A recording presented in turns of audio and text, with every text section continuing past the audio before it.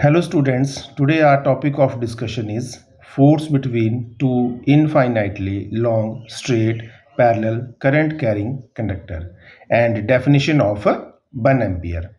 So it's a very important article. So let's start it. Consider two PQ parallel infinite straight current carrying conductor in same direction means हमने दो conductor बेटा जो कि P Q conductor हैं जो कि parallel हैं और इनफाइनाइट हैं और कैसे हैं स्ट्रेट हैं उनको हमने कंसीडर करा जिनमें कि करंट जो है वो सेम डायरेक्शन में जो है वो फ्लो कर रहा है and are with a distance between them as shown in figure. आप डायग्राम बेटा देख सकते हैं यहाँ पे एक कंडक्टर ये पी है ये क्यू है और ये इनफाइनाइट है।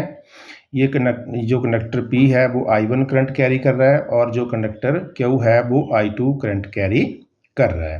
अब हम ये फाइंड करेंगे कि इन दोनों के बीच जो है कि कितनी फोर्स जो है वो एक्ट होगी। ठीक है, सो बेटा उससे पहले हम ये देखेंगे कि due to this current I1 what is the magnetic field.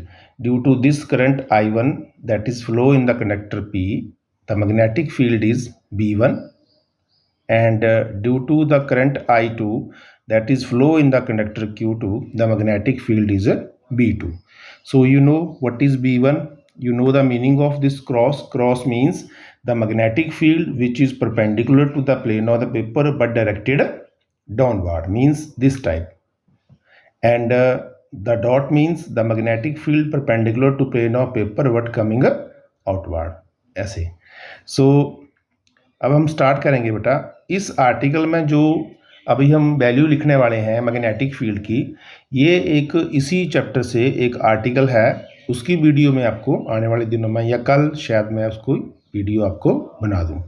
सो यहाँ पे है कि magnetic field at any point on conductor Q means के इस कंडक्टर के ऊपर due to current carrying conductor in P, इस कंडक्टर में जो करंट कैरी कर रहा है इसकी वजह से जो मैग्नेटिक फील्ड इस पे लग रही है तो उस पे कितनी फोर्स लगेगी। ठीक है, so current carrying in the conductor P is given by that is B1। सो ये जो मैंने यहाँ पे लिखा हुआ ये जो मैग्नेटिक फील्ड है बेटा B1 equal to mu not over 4 pi 2I over 2I1 over R, ये जो रिलेशन है ये आपका एक रिलेशन है पीछे जो कि एप्लीकेशन ऑफ बायो-सैवर्ट्स लॉ है, that is magnetic field due to a straight current carrying conductor, उसकी वीडियो में आपको अभी डाल दूंगा। और जो दूसरी एप्लीकेशन है बायो-सैवर्ट्स लॉ की that is magnetic field due to a circular current carrying loop और वायर। तो ये जो स्ट्रेट वाला जो आर्टिकल है उसका जो ये वाला रिजल्ट है आपके पास that is B1 equal to mu not over 4 pi 2I1 over R। So ये जनरल रिलेशन था, हमने इसको यहाँ पे अप्लाई किया।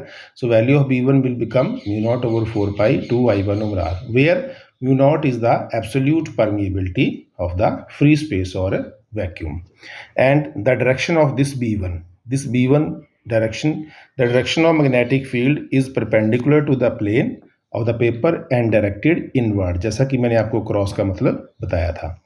अब जो नेक्स्ट आर्टिकल है जो आप आगे इसमें लिखेंगे वो उसके नेक्स्ट आर्टिकल होगा बेटा, that is we know the force acting on the current carrying conductor.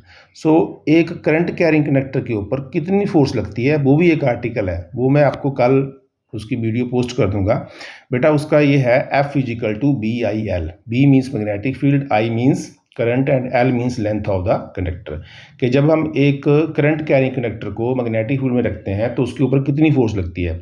आप इसको शॉर्ट फॉर्म में याद रख सकते हो bill. So the force experienced per unit length means के पर सेंटीमीटर या पर metre, per unit length L of the conductor Q in magnetic field B1 is given by।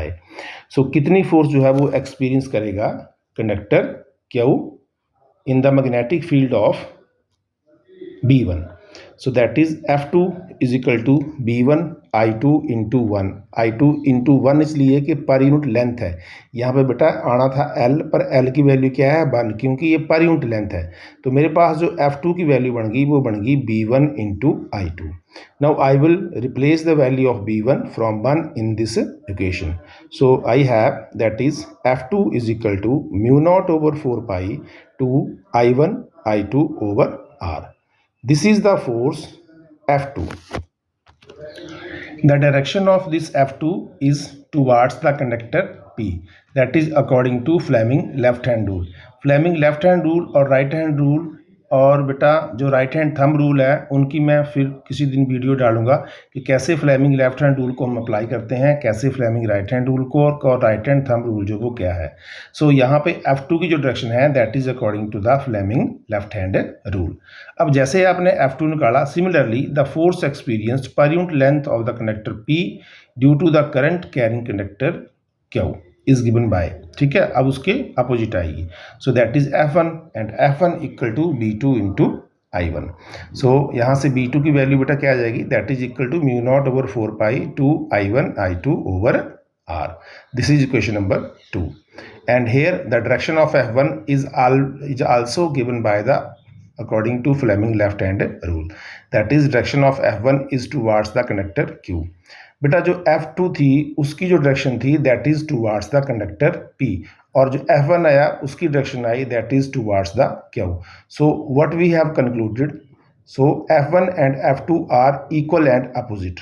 ठीक है, इनका मैग्नीट्यूड सेम है. आपने देखा जैसा नंबर 1 है वैसा नंबर 2 आया, मैग्नीट्यूड सेम है, पर उनकी जो क्या है इक्वल तो है पर साथ में क्या है अपोजिट है. सो दे अट्रैक्ट ईच अदर. तो दोनों फोर्सेस बेटा क्या करेंगी, अट्रैक्ट करेंगी.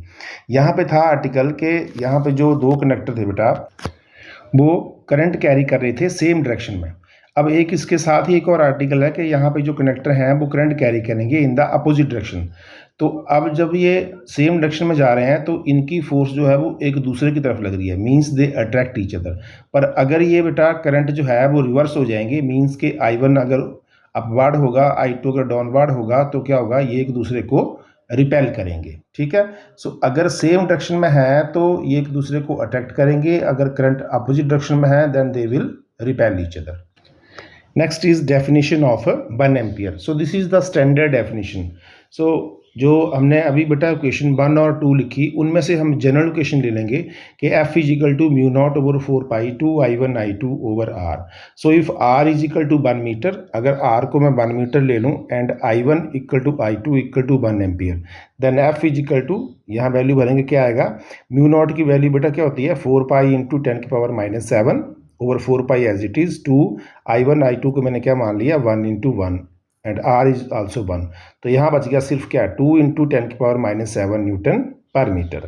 सो R is equal to 1 metre, F is equal to 2 into 10 की power -7 newton per metre and I1 I2 equal to 1 ampere. That is current is said to be 1 ampere या current is said to flow 1 ampere if 2 infinite conductor, अगर 2 infinite conductor separating by 1 metre, 2 infinite conductor जिनके बीच में separation जो है वो 1 metre की हो और वो एक दूसरे के ऊपर एक्सर्ट कर रहे हो फोर्स कितनी 2 इंटू 10 की power -7 newton per metre on each other, तब जो है वो करंट को हम क्या बोलेंगे 1 ampere. So this is the standard definition of 1 ampere.